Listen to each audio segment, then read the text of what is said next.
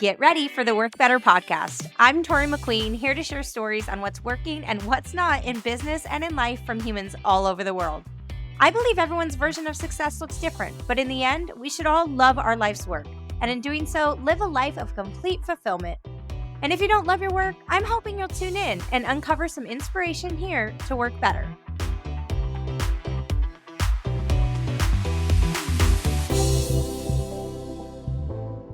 Hey friends, today is an exciting day because I am going to be introducing you to some amazing female entrepreneurs in the real estate space. I have been friends with them for a while, but really just watching them from afar has been so awesome to see them go from zero to this huge, massive movement. And I'm talking about Girls with Grit. If you haven't heard of them, we're going to be introducing them today and going through their entire story. Girls with Grit Collective was formed by these professional female realtors from across the US who saw an opportunity to connect and collaborate amongst themselves and with other incredible women in real estate. They found a way to share and support each other through their group, but also help create meaningful relationships across the globe to help others level up on their own in their real estate business instead of just looking at each other as competition.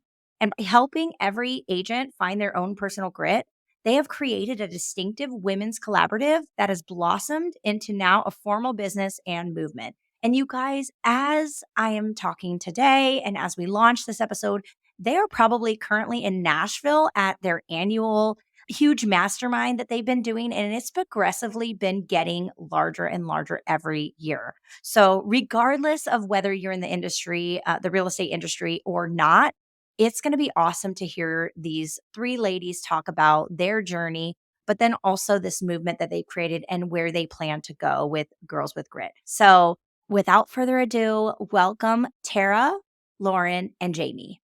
All right, what's up, Girls with Grit? Thanks for coming on and chatting with me. I have so many questions for you guys. Welcome. Thanks for having us here. Yay. Okay, so why don't we start out with, there's three of you here. So Jamie, Tara, and Lauren. So I'll let you guys decide who wants to chat about what, but let's just chat about how you guys started and what you guys do first so that our audience can engage. Oh my gosh.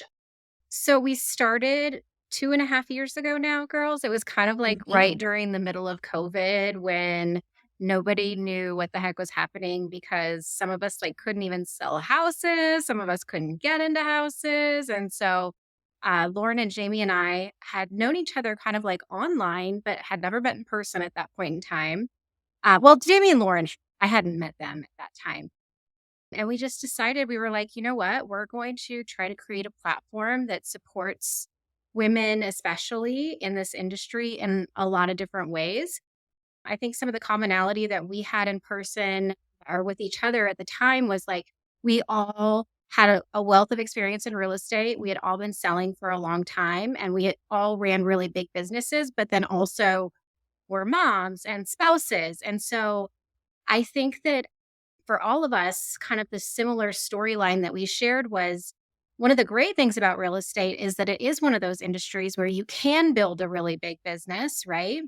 But I know I was surprised, and both Jamie and Lauren were surprised too, that there actually was a lot of backlash that came with that too, as a woman in general, right? We always say when a guy goes out and builds this really incredible company, it's always looked at as being oh my gosh, he's such a great provider for his family. And I wish I was married to somebody like that. And he must be such a great dad. And, it's always so, uplifting. And then, but what we were experiencing was more things along the lines of well, she must be an awful mom. Does she even go to her kids' sporting events? Because all she ever does is work. Or, wow, she must ignore her kids. Or, there was a lot of negativity. And so one of the things that we wanted to do was really build a community to empower women that you really can have it all and be good at all of it, right? You can be a great business owner and a great mom and a great spouse. As long as you know how to divide up those silos in your life and really make sure that you're pouring energy into each. And so that's kind of where Girls with Grit started, was we just wanted, there's a lot of talk about collaboration in real estate, but the reality is nobody really does it very well. And we Right. kind of break the mold on it. Yeah, and that is something we're gonna unpack that a little bit, but because there's a lot there and a lot that I can relate to, but I think you're right. I think there is a lot of, first of all, negativity around women, not initially, but then when you actually gain success and gain traction, that's when it starts really pouring in. And I think that's a natural thing with success, anyways. But I do feel that same way about that. So I can see that. But then also, like what you guys recognize with, okay, just becoming successful and then the collaboration, people say they want to collaborate, but then it doesn't often turn into something. So what you guys have done has been really incredible to just watch and see, okay, actually take the time to work together. And working on a team and with three powerful women there, I think is a whole nother can that I wanted to get into too, because it's hard to find like a business mate and then to It find is. multiple and then to actually make that work in the long run. Yeah, so I'm excited to keep chatting. Okay, so you guys met up and then what did you guys do? Just sit in a room and just kind of like, oh man, like this is what we're feeling. They're like, why don't we do this? And then how did it go from there? Because now you guys do events, you guys like There was no sitting in a room. There was no sitting in a room. It was like, okay. all right, let's do this. Okay, let's do this. And then let's do this. And then we had this monster. And then we finally met in person in Cabo. Like, we literally had a Girls with Grit bank account before we met all of Are us you together. serious? Yeah, Yeah. 100%. So, That and that is how a lot of things are done, I think. Like real quick, don't think, but also sometimes people think too much so they don't even take that yeah. leap.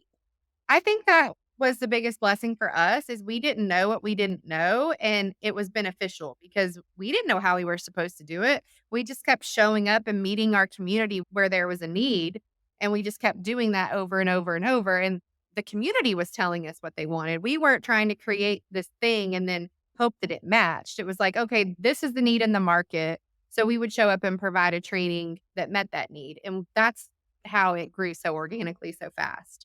I think too, Tori, it's funny because you said, "Oh, now you guys have events and stuff."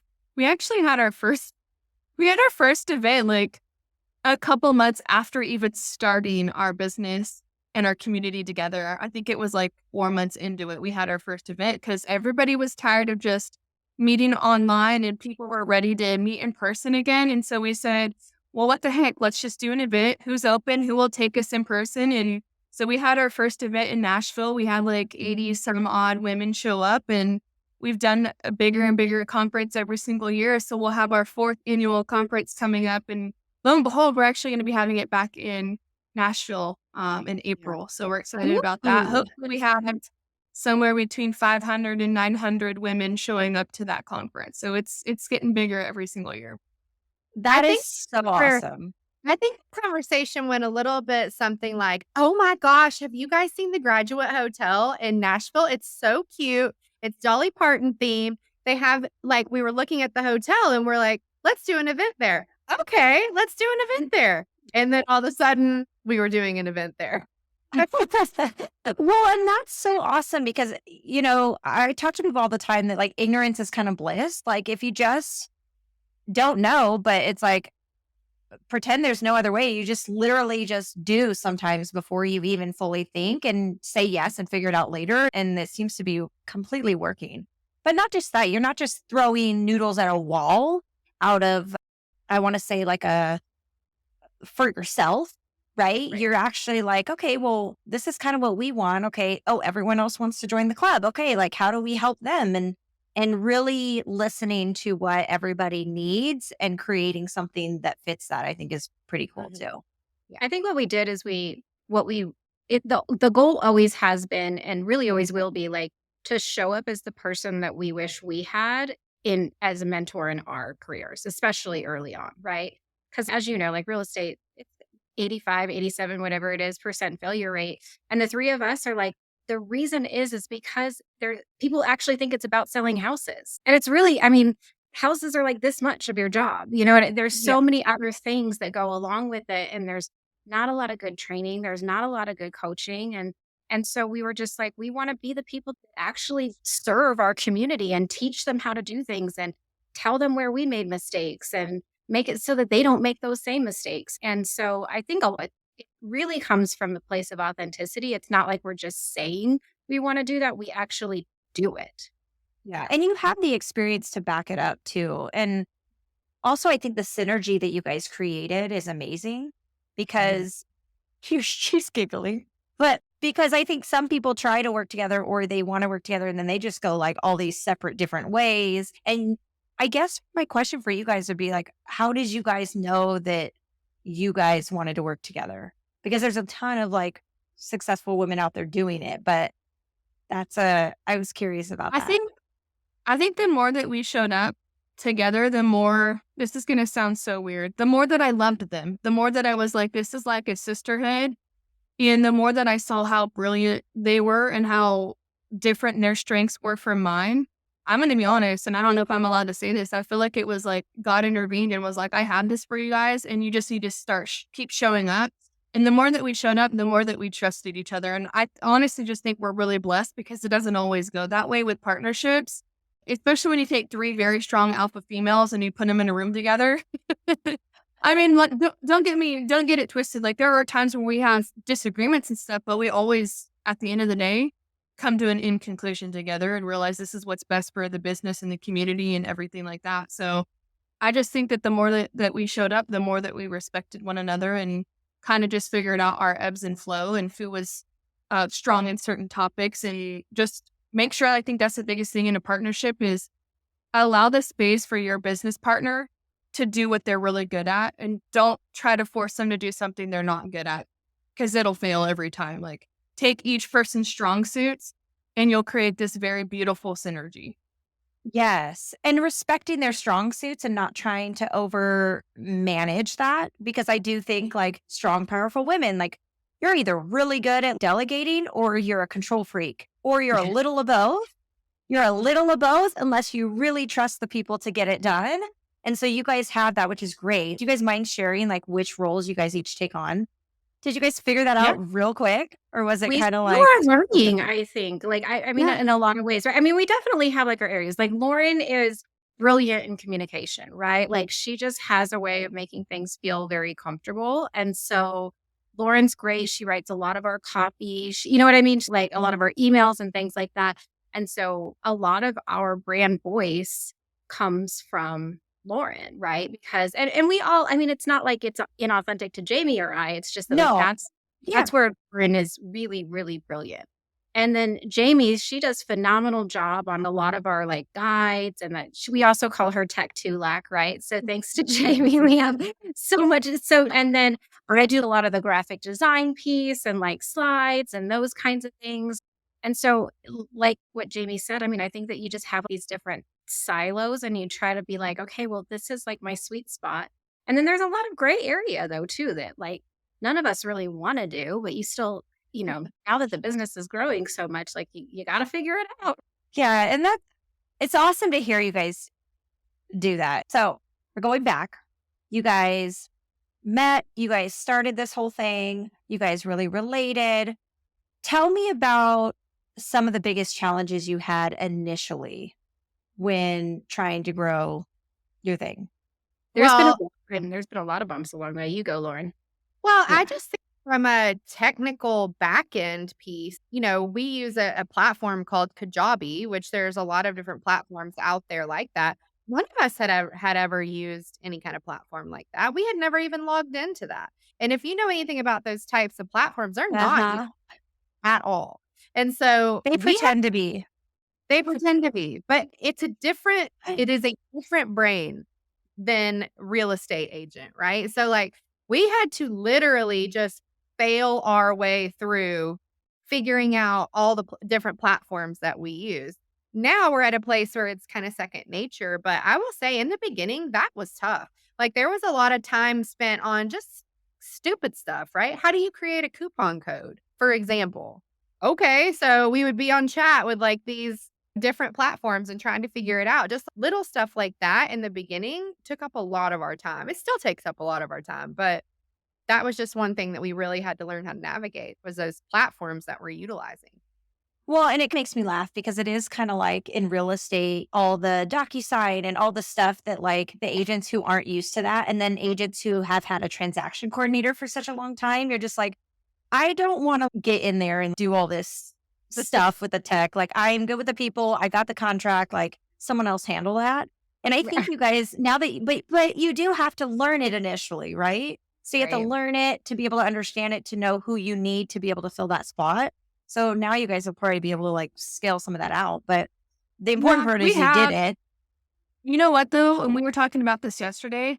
That is the hardest part about owning a big business like this is okay, we're past the foundational piece. Like we're beyond that. Now we're in the scale and growth piece. And it's really uncomfortable for the growth part of it because that's the part people don't talk about is how hard it Mhm. is to actually find the right people when you're in that growth phase. I mean, Yep. you can build a startup business all day long and take it to 7 figures. But then once you get past that, how do you take it to 8 figures? That's the piece that's like, It's man, we're people. fumbling and trying to find the right people. And it's really uncomfortable and trying to trust. And, sometimes it's like, gosh, we could have just done this a lot faster. We just did it ourselves. But it's also that leverage piece. There's a Ugh, lot of it's rough potty parts and pieces. training. It's like Yeah. potty training. Like, dude, I could just let you pee in your diaper. Like, just keep the Yeah. diaper on, pee in the diaper. I'll change the diaper. Like, we know the drill already. But it's that weaning phase of like, okay, this is going to suck for, I just have to commit to let it suck for Mhm. however long. It's temporary. And the second you work through it, it'll be way easier. I think that's hard with any, I deal with that too in my business, like the growth phase of like who to hire, who to fire. And they always say hire slow, fire fast. And you're like, okay, but How fast is fast? Like, how much time am I supposed to give them? Like, and then you're at a point where it's like, okay, you still need to balance the revenue, right? But you need to give a good portion of that to support somebody solid. But then that's a Yeah. lot of fear there too. And with 3 parties involved, I can only imagine that challenge also. well, and let's be honest too, we didn't start out thinking we were gonna have like a big coaching company and like all of that. Like that was not even the intention when we started this. We thought we were going to have a Facebook group and like trade referrals back and forth. And then we were like, really, that's how it happened. So we were like, okay, well, we want to have a community where we can trust, right? To send business. And then it was like, well, I don't want to send business to anybody. So if they're in my community, like I want to make sure that they have all the tools that I use. And so that's where some of that, training and coaching came in. And then as we started training and coaching, then the girls that were participating with us, they wanted like an actual coaching program. And we were like, okay, well, why not? Like, we're doing it anyways. Let's go ahead and do it. Like, we've got the capability to do it. And so then it was that. And then it's like, well, not everybody can afford coaching because let's be honest, like, that is a huge, huge time thing for us. Even though it's not one on one coaching, it's group coaching. I mean, there's endless hours that go into all of that. Yes. The cost that's associated with that, but not everybody can afford it. So what do we do for those people? Well, now we do one-off courses, and it's like every single day. It's almost like, Jenga, you like pull something out and then you like set it on top and you hope it doesn't fall out. Oh my gosh. Yeah. Yeah, and so I think that's really a big difference though between us and somebody that started out with the idea that they were going to build a coaching group, right? Because when you have this idea, I'm going into this with the mindset that this is my end goal and this is my revenue goal, and we didn't do any of it. So Yeah. it's which has been a blessing in disguise for us, really. Like I think we just keep, like Lauren said earlier, we keep meeting everybody where they need to be met, right? And that's probably our biggest strength is that we are agile enough to be able to do that. Like I see very few other companies that, for as an example, when like all of the lawsuit stuff happened, right, last week or the Yeah. week before, like we literally had a coaching call the next morning with all of our elite students. This is what, this is what's happening if you don't know. And this is our perspective on it. And this is how we think you should prepare and what you should be expecting. And I don't know of any other company that did that, like that right away. I think Yeah. it's And easy to do that when you lead from the trenches alongside them too, though. So Yeah. we've got a leg up on that. It's like when you're a practitioner of your craft, it's a lot easier to see what needs to happen. Yeah. well, and I think because you guys are a group of 3 too, you guys Well, first of all, you're solving problems. Like that's what you're doing. And that's what really good companies do and what good teams do is they're just solving problems as they come. And there's no other motive kind of behind it other than like, who can we help? What problem do we need to solve? But what's Right. nice is you guys each have the ability to see it, like you said, like you're kind of a master at your craft. So you guys are all coming together anyways and collaborating. So you're just letting everybody in on what you're discussing, right? So, like in any normal scenario, you'd be cooking dinner and you'd be like, oh, I need to talk to Lauren about this news because I don't know what to do tomorrow and blah, blah, blah. But it's like, nope, let's just jump on a community call so everybody can hear what we're talking about and be a part of that. Like you said, like giving them something that you wish you had. For sure. Yeah, which is so awesome. Okay, so now that you have this, you're kind of just the ball's rolling and you're now like trying to grow. How does that look alongside balancing your actual real estate business, especially in this time where it's almost like I feel like I could chat with some really high producers that are like they're in either building a team or everybody now selling something because they're either trying to supplement or they're trying to exit or they're just trying to balance both, but now you have to work 10 times harder in this market to get less, it feels like. So it's like, okay, how are you balancing all that plus growing this? Well, we get asked this question all the time, and I think it changes as your business grows. So in the beginning, it was a whole lot of still doing real estate at 100% and trying to build this at 100%. It takes 200% of your time. It's what it feels like.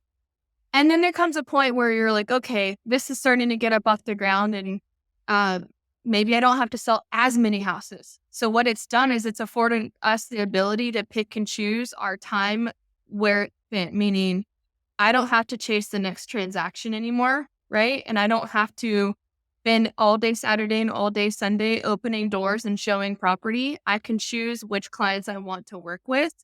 And it's our coaching company has grown so much that truthfully, the three of us probably really don't need to sell houses anymore, but it's important to Yeah. us to stay authentic. It's important to us to continue to have our fingers on the pulse of the market. It's important for us to lead from the trenches. So I think we'll always, in some capacity, be selling real estate, but it is a juggle. So to think like right away you're making all this money, no, that's not how it happens. In fact, we probably didn't even make real money until 2 years into this. I mean, we were profitable, but you know what I mean? Like making enough Okay. money to where we're not having to sell houses 24/7 now. Does that make sense? Yeah. So Yeah.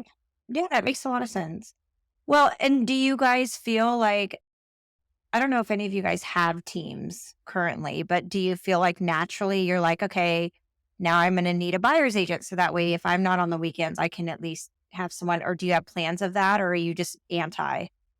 I think we're anti, but I mean, and because we're all at the same brokerage, like the way we build teams at our brokerage kind of allows for those people, if you want to pass a buyer lead off or a listing lead off, like it's still beneficial like a traditional real estate team.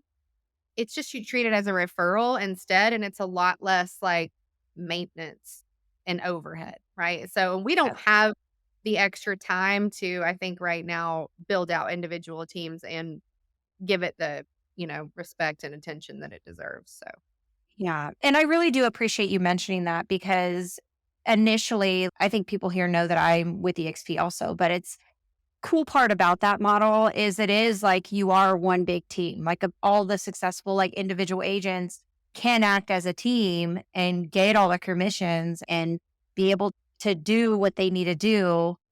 But also like if you've got like 10 girls with grit in your city, you can literally just be like, okay, here yeah. guys, like Yeah. that is really cool about that. And that has happened organically from the group. Like we've all Yeah. grown organization individually in our own markets too. So that's been pretty cool to watch. But I think for all of us at the end of the day, we don't need the team to feel the ego piece of having the team. It's never been about that for any of us. Like it's more so, does that make financial sense to do? And if it doesn't make financial sense right now, why would we do it? You know what I mean? So Or does it even make you feel like you're serving in the best way that you could?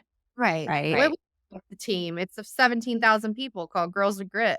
Yeah. That is. But that's just it. It really a team is really just your community, I Yeah. think. I don't like the verbiage of like a team, not team, because I've been confused about that too. Like, okay, it's a local team or like international team or like what is this team thing? And it's like, just can we just toss that out the window? Well, and so many people like to use that term to puff themselves up in our industry. And they'll say, oh, I have a team of 100 people and my team is selling $1 billion worth of real estate every year. And you're like, that ain't your team. That's somebody that you recruited in Texas. Like, let's get it correct here. But people like to interchange those terms and it does confuse a lot of agents and it makes a lot of agents self-conscious about like, where they're at personally, because they're comparing what they're seeing on social media, which is not even actually what's happening. But because we interchange those terms, sometimes it's confusing. So, Yeah, no, I totally get that and appreciate that viewpoint. Okay, so now let's talk about the mom mode. So you guys have been in real estate for a long time. And did you guys get into real estate because you wanted uncapped earnings and to manage your time how you wanted, or how did that look for you guys? And maybe you can explain like the ages of your kids if you had. I don't one know of you, if all of you have I children. know. Yeah. Okay, I figured. Okay. Terry, you go first. Okay. Sorry. I'm like, I always, so one thing that you'll learn about me when we're talking about our different areas is I'm the one that talks all the time. So like, I try to like, we love you so talk. I actually got into real estate way before I even thought about becoming a mom. I moved out of my house really early at the age of 16. And so at the time, I was definitely not qualified to go into real estate, but there was a job. And so I figured out a way to get the job. And then it kind of just grew from there. So I spent some time at a Keller Williams office. And then I went into new construction. And then my husband and I started flipping houses. So we've been through like a lot of iterations of our business, just Mhm. like Lauren and Jamie too. Mhm. But so I actually think that it's really, really difficult.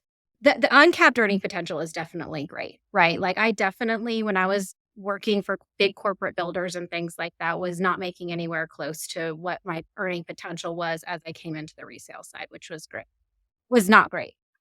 But the big thing for me, and I've told this story before, but like when I really decided to move from new construction into resale, this last time was I had my youngest son, and there's a whole story that goes behind it. But I was working like 60 hours a week when he was still an infant, and I came home one day and I went to like reach for him and pick him up, and he reached for my husband. And I was like, that was my last day in new construction. Like that was the thing. And so everybody talks about like this why or why do you get into real estate and all of this? I mean, it's different for everybody. That is what pushed me over, right?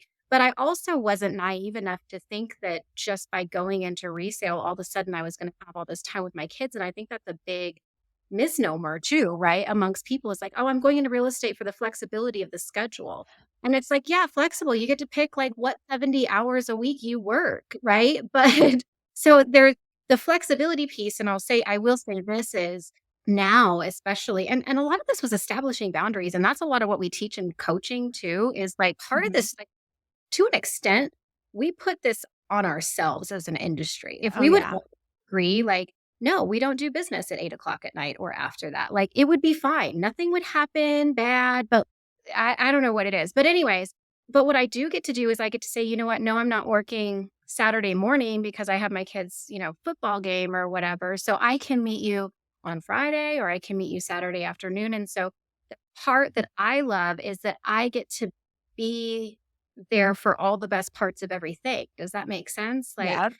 I don't miss my kids' games. I don't miss my kids', school things. I do not miss that because in my opinion, there's nothing more important than that. And what the hell are we doing this for if we are missing out on the things that truly matter?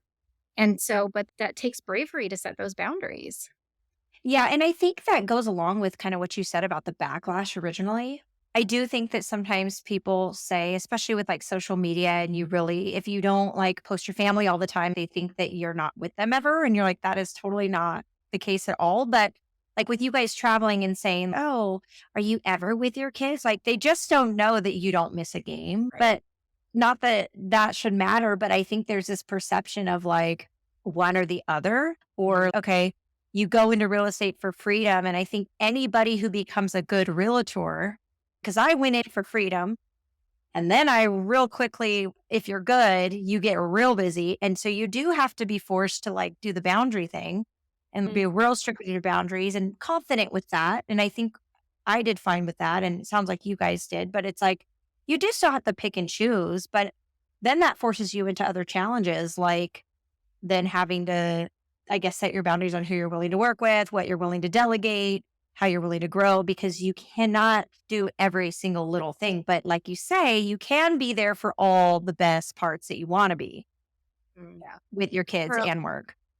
And that's part of being a good business person, right? And that's what part of what we try to teach through Girls with Grit, in particularly in our coaching program, is this is way more than just selling houses. Like if you are a good business person, then you can build a business. And don't get it twisted. Like we all make sacrifices. You know what I mean? I'm Oh, not it here always comes at a cost. like, There's always a cost. Yeah. rainbows and unicorns, and I'm there to make my kids breakfast every morning and tuck them in at night, and for all of us, like our husbands play a huge role in our ability to serve at this level right now to both our real estate clients and our coaching community, because I absolutely wouldn't be able to do it without him. And Jamie and Lauren would agree with their husbands, right? And so, Yeah. but it's what do they, I think this was a Gary Keller thing, but build your life by design, right? Like we will always say, we don't really believe in balance, but we do believe in harmony, like all the things Oh working my together. gosh. Yeah. Well, and feeling at peace with what you're doing is what you enjoy and how you want to live your life. Like that's it. Not just how you want to live your life, but what your passion is. I think it's okay to tell your kids, like, this is why I'm doing this. I'm passionate about this. And I think all three of us are really good about showing those things to our children of like, this is what mommy's doing. And like, we get to go speak on stages and we have this training that we're doing and we get to share our time, our talents and our knowledge with other women and help them build successful businesses. So it's important to also include our kids. In fact, we're speaking on a cruise in January. We all get to bring our families with us. So that's kind of cool, is just bringing them into the fold and showing them why this is important to us. Because that's the thing. When you become a mom, like your passions should never just leave you. You should be willing to have those passions and share them with your family and share them with your kids and show them like this is what hard work and dedication and passion looks like. Like you shouldn't lose yourself just because you become a mom, you know? Right. Yeah. I used to feel that way too, Jamie, like, oh gosh. Or I used to feel the opposite of that, like, oh, depending on like what you grew up as or the comments that you get. But then you realize, okay, God forbid I have a daughter or even a son that thinks that the wife or whatever happens there, like, that's silly. That's ass backwards. Yeah. You know what I mean? So Yeah. it totally just doesn't make sense. Do you guys Sure. feel like your group or community of women struggle with that? Well, I not just the 3 of us, but quite a few of the leaders in the community, like, being able to model that. I think that it does help them, like, not that we're giving them permission, right? But it helps them be like, "Okay, it's alright." Like, a lot of the pressure that we feel, we put on ourselves because of we just it's not I don't even know what the word is I'm trying to it's like self-inflicted. It's not Yeah. reality. So I think us being able to model that gives them permission to just breathe and be like, it's okay. And I'm not a bad person because I want to work and have kids. Ugh, yeah. Hey there, friends. Are you in business and wanting to get more clients over the next 6 weeks? Well, I've got something just for you, the 5831 Method Session and Guide. It's all about simplifying your strategy to attract and close those dream clients. No more guesswork. Think of this as a little one-on-one session with me to figure out the exact strategies to gain those next clients to close.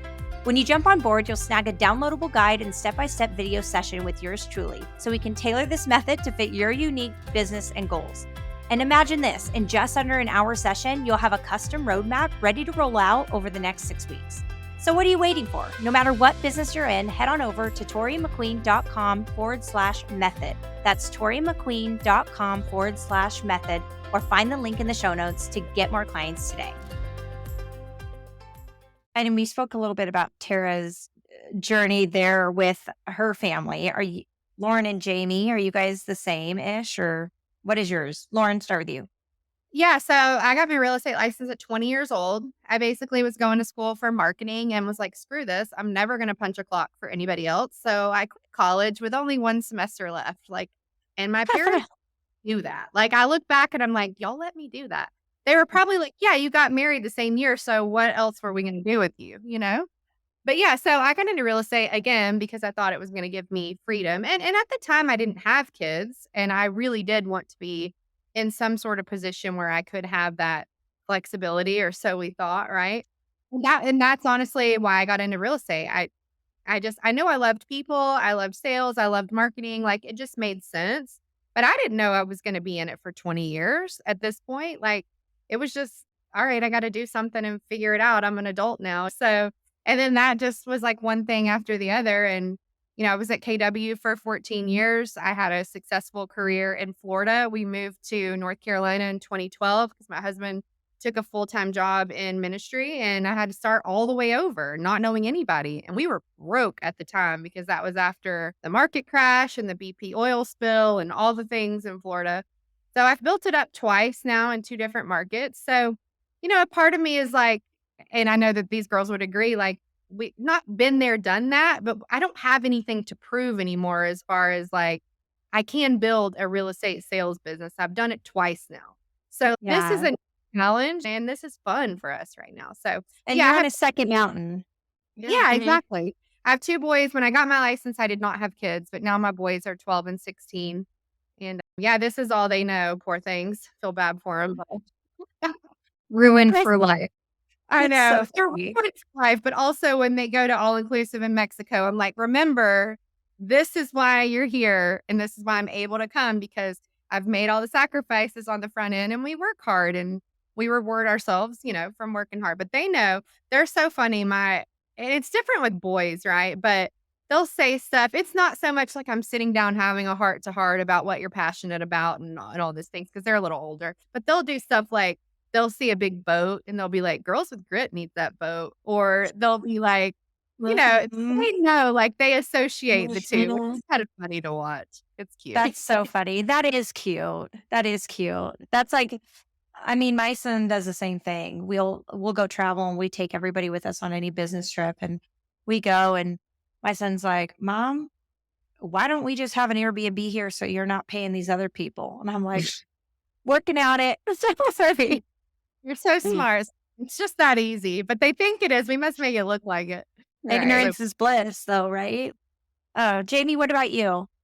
So I got into real estate right out of college. I got my degree in interior design and I went to go work for a custom home builder thinking that it was a design job and it ended up being sales. And because it's a custom home builder, right as the market's crashing after, so long, I was like, no one's building custom homes. Maybe I should just go get my license and go resale. So that's what I did and was successful and built it up and got my husband out of corporate, ended up basically running side by side with him, building out a sales team twice, built it, tore it down, built it, tore it down. In that meantime, we also started a staging company and then we had a retail and design storefront. And I had a baby on my hip and a toddler at my knees and was super miserable trying to wear all these hats and juggle all the things and just realized like that wasn't what we really wanted as our end goal. And we thought, God doesn't create all of this for us to be miserable. Like he wants us to have joy in life and find joy in the things that we're doing and the people that we're spending our time with. And I didn't find joy in that season. So we Yeah. shut the shop down and took that off our plate. And over that week, we kind of prayed over it and decided, you know what, we're not a tree. We can pick up and move. So we ended up the following year relocated to Raleigh, North Carolina from California and did it all over again and built a business again. And yeah, I mean, I honestly probably wouldn't do anything differently. I've learned a lot. And just like Tara and Lauren had a few different reiterations of our real estate business. And now this is fun and exciting getting to share our knowledge and strengths with other women and help them find that they too can build the life of their dreams and truly build generational wealth through real estate. I think that right now is what really fuels me to continue doing this is to show others that they too can have this life and do whatever they want if they work hard enough and are consistent enough at it. So it's fun. It truly has become our passion now. And being able to show our kids that we can have everything we want as long as we work hard enough is true. And The last investment property we bought, our kids were able to be there at the signing table with us. And we told them, like, this isn't for us kids, this is for you. And being able to show that because we worked so hard in our business, we now have this money that we can reinvest, and this is why we're doing it. So it's kind of cool to just be able to bring the kids along for that ride. I've got 2 kids now. My son's 9 and my daughter's 6, and this is all they know too, because when I got into real estate, I was a baby basically. And so, yeah, I mean, it's been a fun journey. I would say. Yeah. Well, and that's so awesome. And I think kids do watch you. And I think that them even watching you challenge yourself and your own thoughts and pray about it and really seek that guidance into your own, like, what does this mean? Like, oh, and it does mean sometimes shutting a door to something that you thought and being courageous enough to trust that there is a plan for you right on the other side. And then also, just like how you mentioned, like trusting that, okay, like you guys found each other through a weird blessing. Like, okay, that wasn't on accident. And to trust to Yeah. follow those things. Yeah. Because I think sometimes we get these blessings in front of us, and I don't think like everybody has the courage to trust them. Right. And so Yeah. they just, they don't take that as like their sign or that it's for them, but it is that, I guess it's that ability to be able to listen to that message and to be able to do something with it that I think a lot I of think people don't sometimes do. I think sometimes people get crippled by their own fears because they are like uncomfortable stepping Sometimes. yeah, all the time. I mean, Almost all the honestly, time. almost all the time. But that's the thing about building a business with these 2 ladies is like they help me overcome that fear and conquer fear where normally maybe I would have played it small, maybe not, but they help me not play it small ever, if that makes sense, to where it's a lot harder to play small when you're in it with someone else and we are constantly pushing each other to step outside our comfort zones and try things we never would have tried if we did this on our own. And I think that's the thing. I That, feel like we are so blessed to have each other because we're so tolerant to risk. We're just like, what's the worst that could happen? It not works out. We pivot and do something else. Where so many people are like, I don't even want to do that. I'm nervous. I'm afraid. I'm afraid of what? Like failing? Okay, good. Figure something else out. You know? yeah. Yeah. Well, and I think a lot of people also are so like tunnel vision that they forget. Like I know Terry, you touched on like these men that grow their big teams and all of that. They are not alone doing it. They're not alone doing it. They have partners. They have strategic like partners. They build it with other people. Sometimes we just don't see all that. And I think like sometimes us women, I think it's a women thing, a female thing, where you think like, okay, I'm going to do this and I'm going to do this on my own. Like, this is my thing. This is what I'm going to do. And I just think you guys should really applaud yourselves for actually like saying like, no, like we're actually better together. And it doesn't make like, it makes more sense and we can impact more people by actually pulling all of our skills and personalities and resources all together and creating that. And I think that's also why you guys are so successful too, is to see that you guys are empowering each other together, right? Yeah. Oh, yeah, for Good. sure. We stretch each other most days. That's Yeah. good. That's It's a good. good way to put it, Lauren. Well, this is the thing, when you're working on something by yourself, you can kind of get back yourself into a corner and get in like a mood about it, right? And it might, when you're all alone, it kind of changes the trajectory sometimes of what it is that you're doing or your belief in what you're doing. And that is a huge benefit of the 3 of us working together is like, if I get in a mood about something, Jamie and Lauren are like, all right, Tara, yes, you're right. But we also have this. This is the bright side. And we all do that for each other, right? Because we all go through, days or sometimes several days strung together where we're like, oh my God, this is so hard. I mean, we try to make it look fun, but at the end of the day, it's a lot. It is a lot of work. There's a lot of responsibility. I think that's something that I've been surprised by is the weight of responsibility that you feel once you do. Like, we didn't go into, Mhm. oh, we want to be influencers or like anything like that. No. Yeah. To help it. But by default, when you're leading anybody, whether it's voluntary or not, like you have a responsibility to lead them in the right direction. Does that make sense? Hmm. It makes total sense. I mean, I think even like when you have your first big hires, right? Like now you're responsible for them. Like you Yeah. have to grow, otherwise they don't grow. And like it becomes more than that. It's a bigger picture there. we keep saying these are really great problems to have, right? Like, thank goodness, like that we have, this is the problem that we're having, right? Not that it could be way worse. And we made some bad decisions on some hires. We made some bad decisions on some partnerships, but you fail and you fail forward and you learn from that and you don't make the mistake again. And then you do it the better the next time. And so like we practice what we preach, we tell the girls the same It's things inside of their real estate businesses. It's like, look, yes, you're going to fail. You're not moving forward if you're not failing. And so it's not yeah. only fall down, but you got to get up again. You don't fail if you don't quit. Yeah. Yeah. Exactly. And I think it sounds cheesy, but it really is like, no, you're supposed to fail. If you're not failing, then like you're not doing enough Mhm.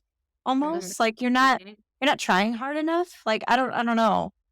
Social media being such a huge presence in everybody's lives, both personally and professionally. I mean, I know that I go into some real estate forums or whatever you want to call them, and you've got people making it look like it's perfect or like, oh, well, you can't do that. Well, then you probably should just not do real estate. And I'm like, bro, you sell like 5 houses a year. Like, you're acting like you're the end all be all solution for the, you know what I mean? And you're putting other Yeah. people down. And that was for the Girls with Grit too when we started, right? Is it's like I do think that that's kind of a benefit is we do pull back the curtain, you know what I mean? And we do tell the truth about the things that are hard and show people the failures so that that way they can learn from our failures too. Yeah. Yeah. No, that's really awesome. And again, that's probably why you guys are growing so fast because there's not a lot of groups of like there's groups of newbies and then there's groups of like these leaders that are untouchable, but it's that messy middle part, but then also Mhm. like higher end messy middle, like the 18 Mhm. players that are actually doing it. Where's that collaboration there? And like, how are they like moving the needle? And I think it's a perfect space that is being touched on that hasn't been before, you know? Okay. Now tell me about house cleaners. You guys all Yes. I have a can't house live cleaner? without one. We all have Okay, them. good. We All all have have Yeah. house them. cleaners. Okay. House cleaner. Perfect. Yep, yep, house Yes. cleaners, and oh, what was the other one? We all need a chef, like, for Well, I real, but We don't we have one have of we each keep telling each other, I'm just gonna hire somebody to cook for me, like I seriously. think I will next year, to be honest with you. By the amount of money that you spend right now eating out, it's stupid. And you can Mhm. and eat a lot healthier. it's actually pretty affordable too. I've looked into it, Yeah. and it's okay, even if you pay someone, like, to come in just for 3 dinners a week, it's like, Mhm. Mhm. instead of eating out, like, you're actually getting to sit with your family at dinner and, like, chill, and then the mess is cleaned, and, like, that would be Yeah. great. You gotta take all That's that time into account for sure. yeah. That's what's changed All in of my it. house starting Girls Look Great is I used to cook a lot. Now I cook maybe once, maybe twice a week. My husband does a lot of it. My husband now does the grocery shopping, a lot of the meal planning, which I used to do all of that. So I think that's what's cool about our marriage now. Thankfully, two girls look great. Is he stepped up big time. I know Tara, Lauren, their husbands also do laundry in their household. Like there's a lot of shared responsibilities in Yeah. our household between us and our spouses, and doing carpool and stuff. We're not the only ones who do carpool anymore. Our spouses help. We're not the only ones taking our kids to their practices and their games and showing up, for their school events. So there's a lot of shared responsibilities in each of our households from our spouses for sure. Oh my gosh, I'm so glad you touched on this. So, I wanna dig in a little bit here because I think that that's also something that doesn't get talked about. It gets a lot of, like, whispers of what people think they know, but they don't really Mhm. know.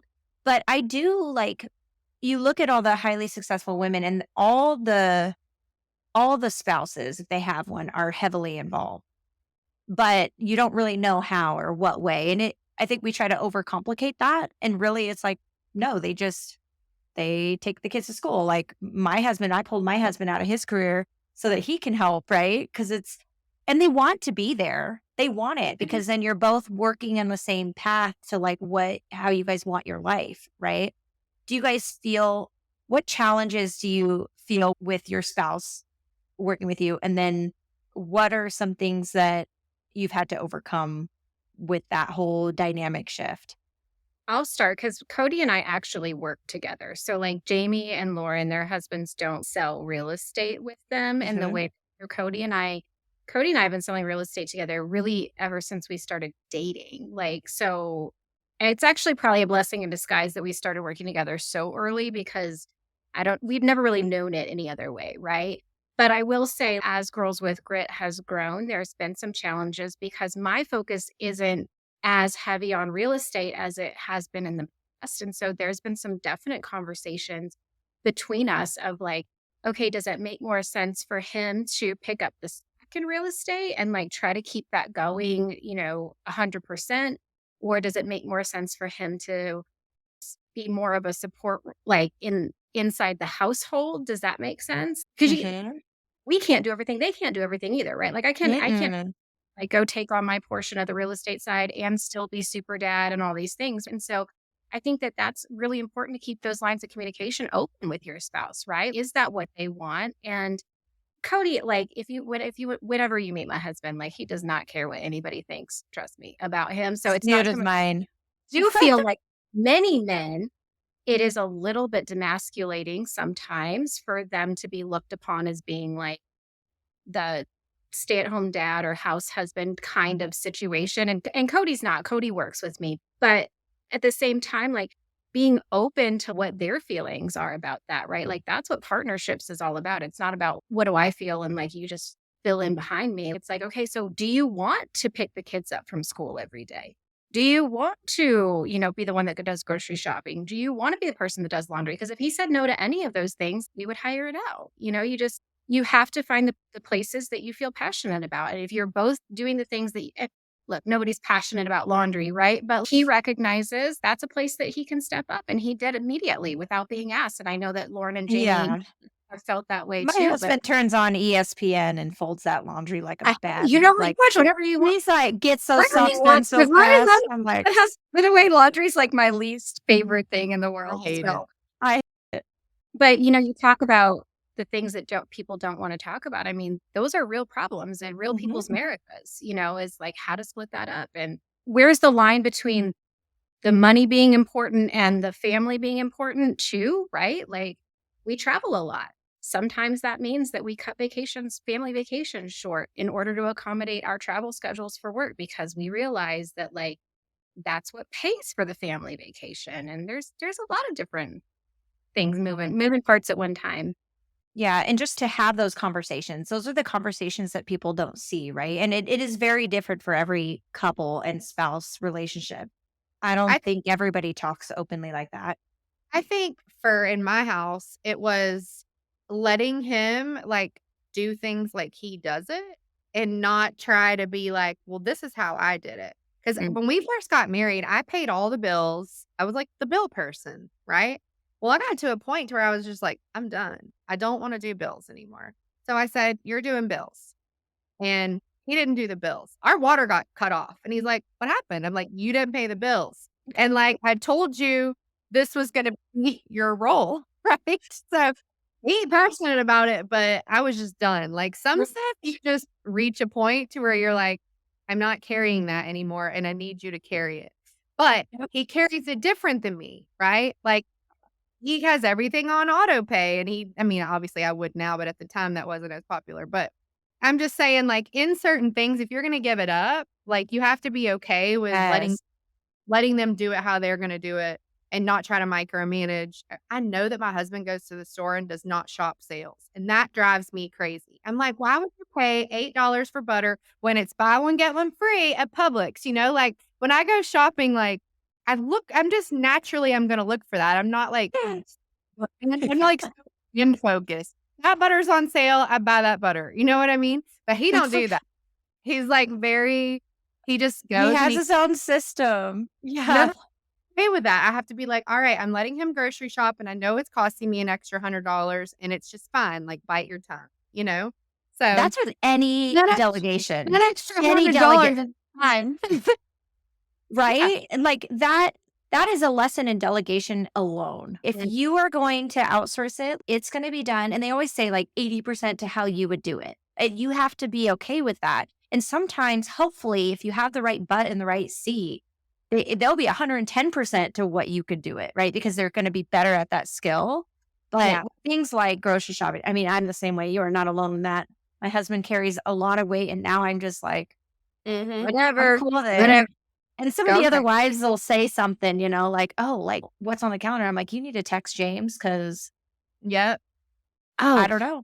calendar, that's the best marriage advice that I could give anybody right there is if you're in this situation, it's like everything goes on the calendar. And because Cody knows, Cody doesn't schedule anything. He just like looks at my calendar and he knows if it's available or not. And if it's available, then we do it. And if it's not, then we don't. But you have to have that, like, you have to share that with them. You can't expect them to just know. Like, Yeah. for a long time, I just thought he should just know that I was busy at that time. Like, somehow he should just know. Oh, Jamie, what about your go ahead, Lauren. I would say at the life season that we're all at with kids and sports and Mhm. schools, and you would go crazy if you don't have some sort of shared Yeah. calendar or something. Like you would just be at each other's throats. So Yeah, and my husband coaches a lot because I got a lot of boys, so he coaches a lot of them and is involved, and I'm just like, Oh, "Whew, big ability. whew, that does not pay, let me tell you that." But we'll figure that one out. It's fine.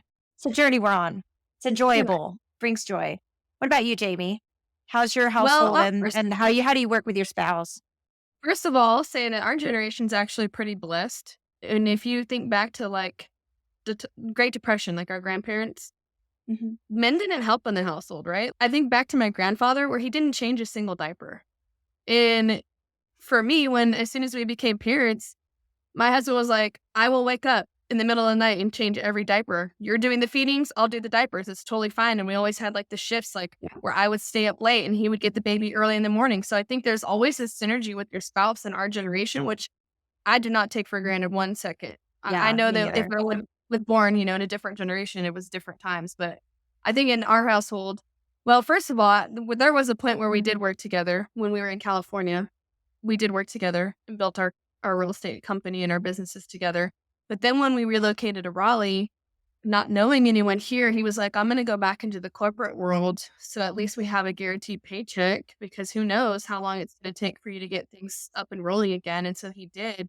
And honestly, he's not really, I mean, he has his MBA, but he's not super passionate about anything work wise. His true passion is just being there for the kids. Like he's like my Yeah. whole number one thing is being the best dad, being the best husband, and just being there for everything. And I don't want them for 1 second to ever go, oh man, my dad was never there for anything because that's how it was for him growing up. He said, I'll be damned if that's what my kids say. So he's there for everything always. He takes him to practices and everything. And I think we're at the point right now where honestly, he doesn't really need to work anymore. But I think for him, it's just a matter of like showing up and doing something for him. And then the money that he makes from his job, we're able to reinvest into real estate with. So we kind of have this plan set that once our passive income is X amount, he won't really work anymore. He'll just manage our household. But we're kind of in the messy middle right now with that. But honestly, there wasn't for us a clear delineation or real conversation. I think he was just that in tune with what the three of us were building, that he noticed not that balls were being dropped, but he just saw the stress and the weight of everything that I was carrying. That one day he just started to do all the dishes. And then one day he was like, hey, I have meals planned for the next 4 days. Did these sound okay with you? If so, I'm going to go to the grocery store. And he just started showing up more for me. And I think that's what makes a really great marriage. It wasn't like I Yeah. had to have the with him of like, hey, I'm doing this thing and I'm really passionate and I'm like drowning right now. Can you help in these ways?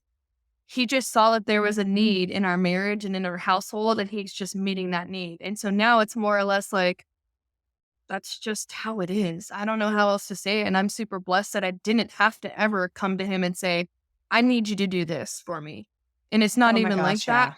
yeah. A lot of marriages aren't like that. So I feel blessed in that regard that I never had to have that conversation of like, I'm working so hard and I'm building this over here. I need you to help out. It was never like that. I love that you touch on this and all three of you. It's really nice that you're sharing this because I do think like people don't talk about this. And it's also not like you're these women and I'm including myself in this too. I'm speaking for myself. It's not like you're these woman that like just bosses your husband around and tells him what to do. And like, it's No. not like Terry, you mentioned like demasculate. That word goes around and you're like, are you kidding? Like my husband's living his best freaking life. Yeah. And I mean, there's no ego. There's no ego there, right? So it's like, it's literally just creating a partnership that works for you and staying true to that, much like any business, right? Your household is like your business. That's a whole nother business that if you run it like that, then it really is just a partnership that you have to talk every day about the different roles that you guys are willing to take on. And it does change with the season, right? Mhm. And chatting about that, how it's like, okay, there are times where, like you said, Jamie, your husband worked with you, but then you had to carry some weight while he got a job and was stable, and then you got it stable. I wish people talked about that, or at least showed that a little more, because I think there's this made up story with some people that just doesn't exist. And I'm like, man, how do you think these people are successful? Right. They're not doing it alone, you Well, to be know? honest, that's probably the number one question we get from some of the ladies in our group. They're like, Mhm. "How are you doing this? How are you so successful and you're still a mom, you're doing all these things?" And we're like, honey child, You're we're not doing all not this doing." alone. Yeah, we have really incredible spouses that like help, and I don't know. I Well, just and think they it's funny want that to. It's not like we put them in that role. Right. That's what they want to do. Just like how you guys work together and you guys are fitting in the roles that you guys want to do. Mhm. Yeah. So, and I do think that some women, that could be their reality too. I just think that sometimes they tell themselves this story that my husband doesn't do this, doesn't do that. And I'm like, did you even like let yourself ask him to do the dishes, or do you even like let him bathe the kids? Like, or is that a block you're putting on yourself? Because Lauren, you said like you put that made up story on yourself. And Yeah, I we do think think, yeah. And so I do think that some of that is made up, right? A made up pressure that like, oh, my husband doesn't do this or that. It's like, I bet he would if you Well, you just, don't but half the time because you won't let him do it, and you're not giving him the space to even, like, rise up and do it, you know what I mean? Like, you have to give them the space and permission to do it. Like I said, how they're gonna do it different. They're men, they're not women. They're not created to do things exactly like we do them, and we have to be okay with that. yes. Oh, I love everything. Okay. Well, I don't want to take up all of your time, but I do want to end on a note that, you know, where anybody who's looking for help in real estate, but also, I guess, if they're looking to venture out from what they currently do to find a partnership or create something of their own, what would be your biggest, I guess, advice you could give to a female entrepreneur that's in the messy middle? so much good. And Tara, I'm like, there's so much good advice. There's so many things that you a could say. nugget. And you can picture your girls with grit. And then, of course, I want them to know how to find you. But one nugget. Honestly, just to be brave and believe in yourself. I think that that's half the battle is like you have to trust in yourself that you have the ability inside of you to do the things that you want to do if you're brave. Lauren. Yeah, I mean, mine's similar. I think for me at the beginning of this journey, it was just like, just say yes. Don't even try to figure it out. Just say yes and figure the rest out. I think if that is advice I would give somebody, don't overthink it. Just say yes and figure it out. Yeah, I Yeah, appreciate that's that. true, Lauren. It's not Yeah. like you're gonna figure it out and then do it. You have to do it. You figure it out as you go. Right. But I have a sign on my wall, and this is the advice I always say, and it applies to entrepreneurship. It's always do what you're afraid to do. That's the one thing that's gonna hold you back from the life of your dreams is not doing it because you're afraid. So always do what you're afraid to do. That's so good. Oh, man. Well, thank you, ladies. I think there's tons of things in here that we chatted about that everyone's going to take and at least feel, okay, they're not on this journey alone. And there are better ways to work than what we think, right? Working together and working with our spouses and things like that. Cool. Well, I'm excited to see where you guys take your journey. Where can people find you, and what's your next big thing that you're doing for them to get involved? Well, the best place to find us is probably honestly, our Facebook group is where most of the action happens. It's really hard to miss if you're in the Facebook group. So you can just go to Facebook and look for Girls with Grit Collective. You can go to our website, girlswithgritcollective.com. And then our next big thing, I mean, we've got Nashville coming up, right? That's in April. There'll be a lot of fun stuff in between, but I feel like that's like the next big, like fun full on Girls with Grit experience is Nashville, which is April 21st starts in Nashville. And that's you get to meet all the gritty girls in person. You get to come away with a whole lot of networking, amazing speakers. We've got some really good on speakers on tap this year that we're getting ready to start releasing. So yeah. And I is don't that know. mostly real estate, would you say? All real estate women? Yes. Yeah. All women in Okay. real. Perfect. Awesome.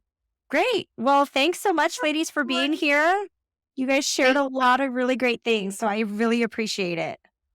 Thanks We for having appreciate us. you. Thank you. Well, my friends, thanks for tuning in to another episode of the Work Better podcast. I hope you've wrapped up your golden nugget and take it with you on your journey to finish out the week. Don't forget to follow, subscribe, leave a review, or reach out to me personally if you have any special requests for guests or questions you'd like me to share on the show. In the meantime, I'll be over here rooting for you. Until next time.